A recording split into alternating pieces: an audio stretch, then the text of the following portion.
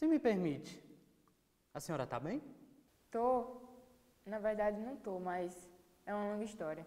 Eu adoro histórias. Eu mesmo sou um grande contador de histórias. O meu marido, Noé, de Nova York.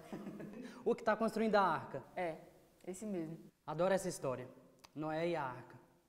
Olha, muitos não entendem essa história. Acham que fala da ira e da fúria de Deus.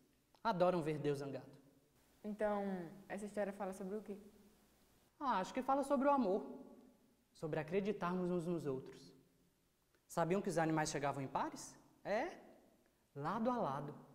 Assim como Noé e sua família. Chegaram juntos e ficaram lado a lado.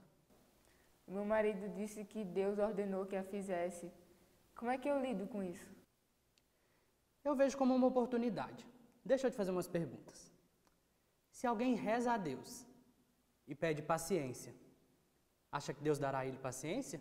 Ou dará a ele a oportunidade de ser paciente? Se alguém pede a ele coragem, você acha que Deus dará coragem? Ou dará a oportunidade de ser corajoso? Uma família desunida que pede a Deus união, você acha que Deus dará amor e alegria? Ou dará a oportunidade deles se amarem e se unirem? Preciso ir, o salão está cheio. Aproveite!